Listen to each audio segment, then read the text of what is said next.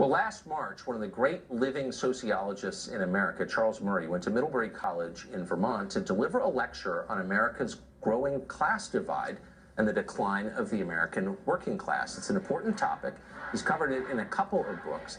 And of course, the phenomenon has turned out to explain a lot about the rise of Donald Trump and many other political tremors shaping this country over the last decade.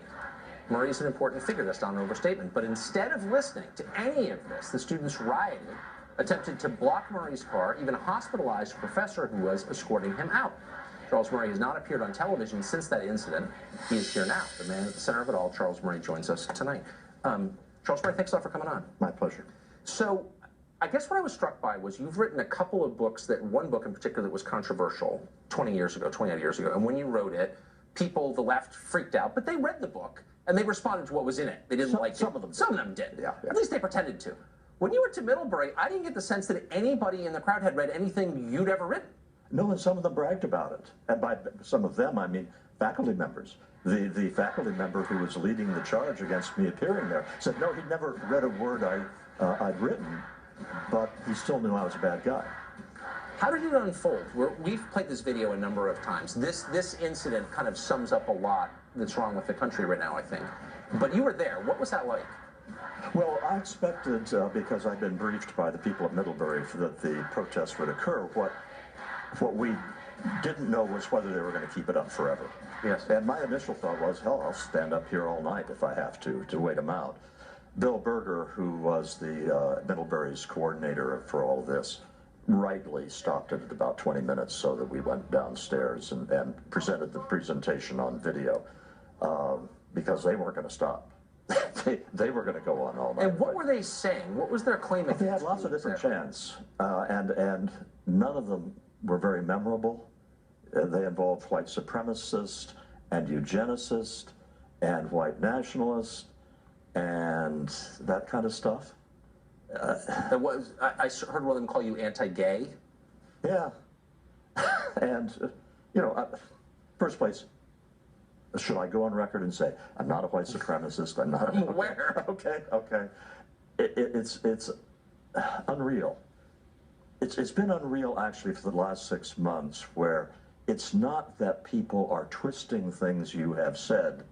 They are making assertions about what you've said that bear no relationship to anything that you have said. Well, and in fact, distorting what you're saying, almost inverting it.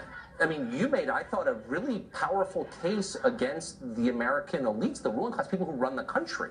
I'm standing up there at Middlebury with this very elite student body, and I'm thinking to myself, you want to give a lecture dumping on the elite, and they're upset about that. This was not going to be a lecture demonizing welfare mothers or things like that. I was going to say, you as members of the new elite have to be aware of all the ways in which the elite is screwing the working class in this country. How interesting. So 50 years ago, that would have been a message delivered most likely by someone on the left. Yeah. Now, you're a fairly famous libertarian-ish person trying to deliver this, and you get shouted down. What does that tell you about the current state of the left? A couple of points, Tucker. One of them is they didn't know what I was going to say. Yes. So it wasn't they were testing that message. Second thing is, remember, this was 100 to 200 kids out of 2,500. And so I think with all of these protests on campus, there is a large, I suspect, silent majority. What scares me is that they are cowed. Yes. And when I talk to students, and I think it's especially a problem in the humanities and the social sciences in elite universities, they tailor what they write in their term papers and what they say in class to what is in reality a lot of penalties the professors are prepared to impose on them if they say the wrong thing. What's so striking, though, is that this isn't happening in trade schools, and it's not happening in lower tier schools. It's happening in schools that are the most expensive and the hardest to get into, where the children of America's elite go. What does that tell you? Well, first place, you've got the science and technology majors versus the social science / humanities, and that's way different. And for that matter, Tucker, my daughter went to Middlebury, graduated in 2007. She got a great education.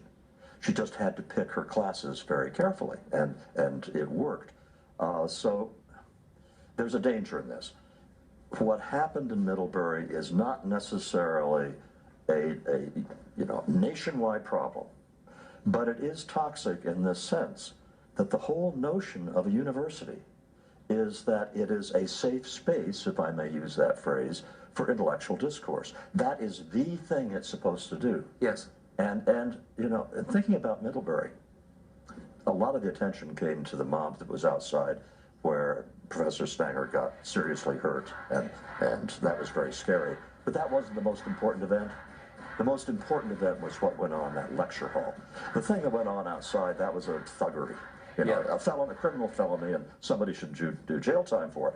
But what went on inside that lecture hall was a repudiation of what the university is all about. It's terrifying. And the overarching irony is that your book, Coming Apart, provides the single clearest blueprint to explain why Trump got elected. It wasn't because of Vladimir Putin, it was because of the forces you describe in that book. And I wish their minds were open to hearing it.